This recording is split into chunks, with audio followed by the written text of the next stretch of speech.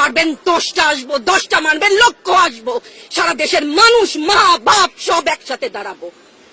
আরো বলেন না আমি হিজাব পরি, বলেন আমি হচ্ছে গে জঙ্গি, আরো বলেন না যারাই প্রতিবাদ করছে জঙ্গি। হ্যাঁ, 71-এর সময়ের জঙ্গি এক যদি চেহারা অমন হয়, 24-এর জঙ্গি চেহারা এরকম হবে। তাহলে ওদের সন্তানকে মানুষ করার জন্য আমাদের কাছে শিক্ষকদের কাছে পাঠিয়েছিল, কি জবাব দিব?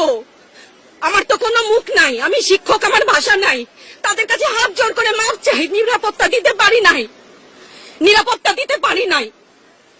মনে হয় রাস্তায় শহীদ হয়ে গেলে যদি এই লজ্জা আমার কিছুটা কাটে, ওদেরকে বলবার আমার কিছু নাই। আমার বাচ্চাগুলা না খেয়ে আছে, আমার বাচ্চা, আমাদের বাচ্চা না খেয়ে আছে।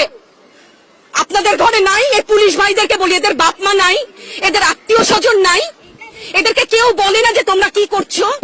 এদের সন্তান পেছনে নাই?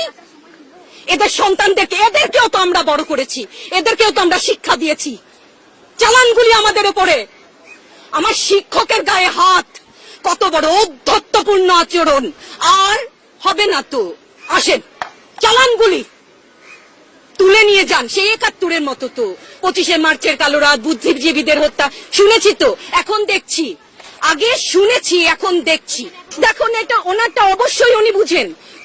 ওনার সময়ও আমরা কিন্তু একাত্মতা প্রকাশ করেছি। এই বেদনা যদি কেউ অনুভব করে, এই জিনিস হবার কথা না। উনি যদি সত্যিই বুঝতেন, মুগ্ধের মা, অন্য যতগুলা শিশু থেকে শুরু করে, শিক্ষার্থী থেকে শুরু করে, মরে গেলেই বেদনা বুঝবে। আমার 6টা সন্তান যে ওখানে অনশনে আছে, তাদেরটা কে বুঝবে? বুলেট আপনি দেখেছেন, বাবা মায়ের আর্তনাদ, অভিশাপ, আসমান কাঁপে। আপনাদের কাঁপে না? তার কাঁপে না? অভিশাপের ভয় হয় না? বুকগুলা যাত্রা হয়ে গেছে আমার সন্তানদের। রাবার বুলেট বলবেন, কি বলবেন? এগুলো অস্ত্রের মুখে দাঁড়িয়ে আছে, আমাদের পয়সায় কেনা বুলেটে আমাদের সন্তানদের আপনারা বুলেট ছুটছেন। আর কত, আর কত? পুলিশ ভাইদেরকে বলি, ভেতরে তো আপনিও মানুষ, পুলিশ ভাই বলি না, ক্ষমা করবেন, মুখ থেকে বার হয়ে গেছে। তাদের ঘরেও সন্তান আছে, তাদের খোলসের ভিতরেও মানুষ।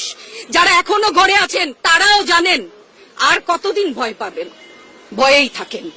একটা মারবেন 10টা আসবো, 10টা মারবেন লক্ষ আসবো, সারা দেশের মানুষ মা বাপ সব একসাথে দাঁড়াবো। আরো বলেন না আমি হিজাব পরি, বলেন আমি হচ্ছে গে জঙ্গি, আরো বলেন না যারাই প্রতিবাদ করছে জঙ্গি। হ্যাঁ, 71-এর সময়ের জঙ্গি এক যদি চেহারা অমন হয়, 24-এর জঙ্গি চেহারা এরকম হবে। তাহলে আর না, আমার ছাত্রদেরকে টেনে টেনে ধরে নিয়ে যাচ্ছে। কি হিসাবে, কোন বিচারে? আপনারা বলেন যে ওদের বলা দিয়া কিছু বলেন না। রাস্তার যে একটা মূর্খ মানুষ, যার লিটারাল সেন্সে কোনো ক খ গঘের শিক্ষা নেই, সেও জানে, সেও দেখেছে।